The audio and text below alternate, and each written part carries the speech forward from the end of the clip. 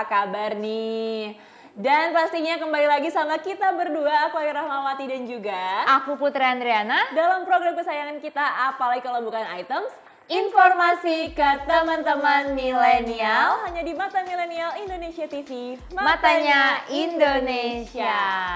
Duh, senang banget ya. Akhirnya kita hari ini balik lagi untuk ngasih informasi seru ke teman-teman selama 30 menit ke depan. Tapi jangan lupa yuk, kita harus prokes dong. Harus tetap prokes. Pakai masker. Meskipun sekarang kalau kita lihat ya, seneng banget sih lihat-lihat di media sosial, di berita-berita gitu ya. Ini angka penularan COVID udah mulai turun, tapi jangan sampai lengah, jangan sampai kita semua terbuai sama berita-berita itu, karena kita harus tetap preventif, harus tetap menjalankan protokol kesehatan ya Put ya. Bener. Tapi ngomong-ngomong soal pandemi kan bener ya tadi kata Ayu, kalau misalnya tuh saat ini situasinya tuh udah agak lebih mending lah ya, semoga bisa terus kayak gini atau bahkan hilang sepenuhnya.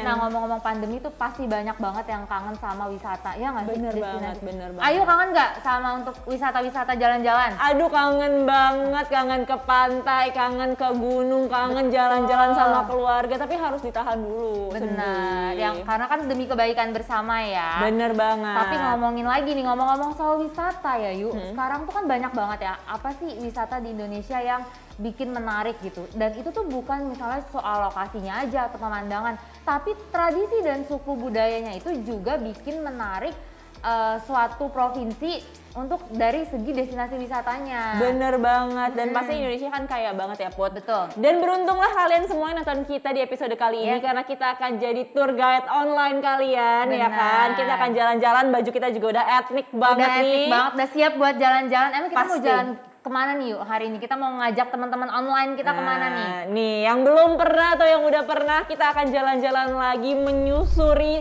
tempat demi tempat all about Sumatera Utara. Yes, benar banget. Karena kalau ngomongin soal Sumatera Utara, itu tuh dia punya daya tarik sendiri bagi wisatawan. Nah, pertama itu dari segi tradisi adatnya yuk. Ini ada namanya Manggokal Holi. Jadi tradisi marga Batak Toba ini tuh bisa dibilang cukup unik ya, karena ini tuh tradisi adat yang berbentuk upacara, di mana upacaranya itu memindahkan tulang belulang leluhur yang nantinya tuh akan ditempatkan di peti untuk dikumpulkan di suatu tempat. Unik banget gak? Jadi tulang belulang para leluhur kita kumpulin, kita taruh peti lagi. Kenapa tuh dikumpulin tuh Put? Iya, karena nantinya tulang yang udah dikumpulin itu akan dibersihkan kembali dan dikuburkan kembali. Udah dikubur, tapi diambil lagi, dibersih, dikuburin lagi. Agak serem ya, sih, maksudnya agak unik ya. Tapi ya, itu bukan tanpa alasan. Jadi ada alasan kenapa sih tradisi ini tuh masih terus dilakukan.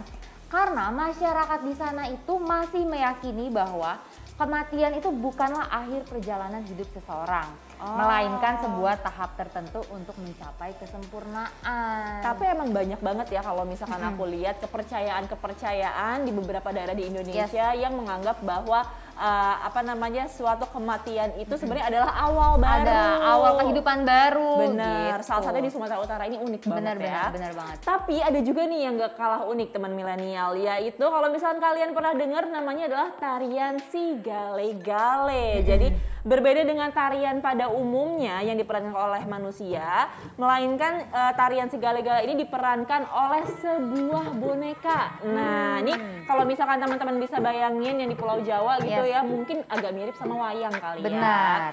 Nah, nantinya boneka ini akan digerakkan oleh 2 atau 3 orang. Kemudian dahulunya tarian ini dilakukan pada saat upacara kematian seorang pria, karena maksud dari tarian ini adalah untuk mengantarkan arwah yang telah meninggal. Namun seiring berjalannya waktu juga, tarian ini ditampilkan sebagai pertunjukan untuk menarik wisatawan yang berkunjung ke Sumatera Utara.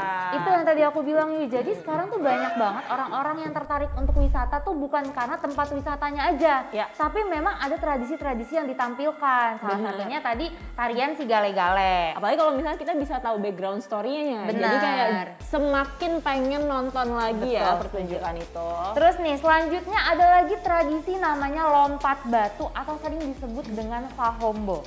Jadi ini tuh tradisinya itu biasa dilakukan oleh laki-laki dari suku Nias. Jadi nanti mereka itu akan melompati tumpukan batu setinggi 2 meter untuk menunjukkan kalau mereka tuh udah dewasa secara fisik. Tapi Benar. penasaran gak sih mereka tuh latihan gak ya, Yu? Nah, harusnya 2 sih meter loh, Yu. harusnya latihan 2 meter tuh tinggi Lebih banget tinggi loh. dari kita ya, Iya, masa tinggi pasti. manusia pada umumnya, dan dia harus melompati itu. Harusnya sih ada latihan ya. Harusnya, atau mungkin dia juga belajar kali ya sama senior-senior sebelumnya, karena kalau misalkan tanpa pengawasan atau kayak tiba-tiba loncat aja bahaya. Agak ya, bahaya, Put, ya. benar-benar banget. Nah, tapi nih seiring berjalannya waktu, selain ditampilkan sebagai tradisi adat, ini tuh justru menjadi pertunjukan menarik yang menarik para wisatawan untuk berkunjung ke sana gitu. Iya Jadi sih. pengen, aku juga penasaran sih gimana ya caranya orang bisa ngelempatin tumpukan batu 2 meter. Aduh, tapi kira-kira dia gagal nggak ya, Put? Nah itu tuh, itu Aduh, serem mungkin ini banget yang sih ya. jadi pertanyaan para wisatawan, makanya mereka pada pengen nonton langsung gitu. Kita sih berharap semoga nggak ada yang gagal ya. Nah, selanjutnya juga nih ada sebuah upacara, ini tradisi dari Sumatera Utara juga, namanya adalah upacara Sipalima. Nah, udah ada yang pernah dengar belum nih teman milenial? Jadi ini adalah tradisi upacara dari suku Batak yang menganut kepercayaan malim. Dan ini juga merupakan bentuk dari rasa syukur atas berkat yang diterima oleh warga selama 1 tahun terakhir, sekaligus bertujuan untuk menghormati para leluhur. Kemudian ini juga sama ya kayak upacara adat lainnya. Upacara adat ini juga sangat identik dengan iringan musik Ogung Sabangunan atau alat musik tradisional Batak Toba. Di mana masyarakat setempat ini akan mulai mengumpulkan hasil panen untuk dijadikan persembahan, Bos. Nih, kalau ngomongin soal upacara adat Indonesia ya, kalau aku perhatiin yang aku Iya. tahu, Iya, pasti tuh rasa bentuk syukurnya itu upacara dengan menyiapkan makanan-makanan. Iya Bener, nggak sih? bener, bener. Atau biasanya juga kayak pesta rakyat gitu Iya. ya, yang mungkin arak-arakan hasil panen, Betul. hasil bumi, hasil laut, supaya mereka semua juga bisa apa ya, kayak semakin bonding, Semakin bonding, dekat semakin satu erat. sama Jadi mereka lain. kumpul untuk makan-makan hasil panen mereka gitu Iya, kan. tapi kamu pernah nggak sih Put datang ke satu daerah gitu, terus ikutan upacara adatnya? Kalau ikutan untuk upacara adat itu paling biasanya yang berhubungan sama upacara pernikahan paling. Oh, Tapi iya, kalau iya, yang iya. khusus memang tradisi seperti menghormati leluhur sih aku belum pernah sih. Tapi jadi penasaran sih setelah tahu ini. Betul, seru Ya kan? banget. Terus nih ngomong-ngomong soal bentuk rasa syukur, ini ada lagi tradisi dari Sumatera Utara. Ini ada namanya tradisi kenduri laut. Jadi tradisi ini itu dilakukan oleh masyarakat Tapanuli Tapanuli Tengah, di mana mereka itu upacara dilakukan atas rasa syukur atas hasil laut yang mereka dapatkan. Nah, tradisi ini tuh memiliki 2 agenda. Yang pertama ada secara ritual dan juga yang kedua ada secara perayaan. Nah, secara ritual atau secara sakral, tradisi ini tuh dilakukan benar-benar dikhususkan untuk mereka berdoa.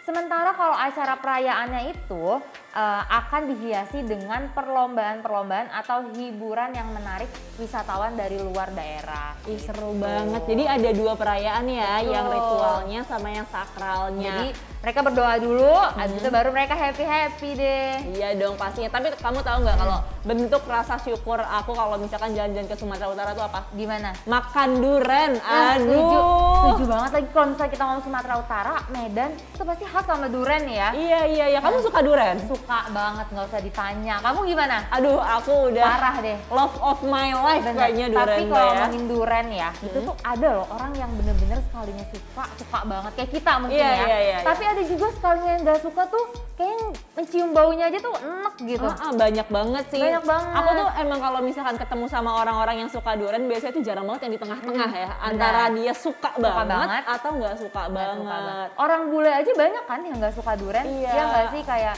duren tuh bener-bener pilihan banget gitu. Iya, itu sayang banget ya karena itu adalah kenikmatan duniawi. Ya Setuju banget. Tapi kayak setuju bagi kita sih. Kayaknya teman-teman banyak nih yang nggak suka sama duren nih teman-teman di rumah. Aduh, sedih Gitu. banget. Tapi ya udah ya, ke Sumatera Utara kan gak harus karena duren kan? Iya, bisa Nah kan, apa aja. Bisa aja karena destinasi wisata lainnya. Nah, Betul. buat teman-teman di rumah yang mau tahu nih informasi soal destinasi wisata di Sumatera Utara, karena kita akan bahas di segmen 2. Makanya teman-teman jangan kemana-mana, tetap stay tune sama kita di Item Informasi ke teman-teman milenial.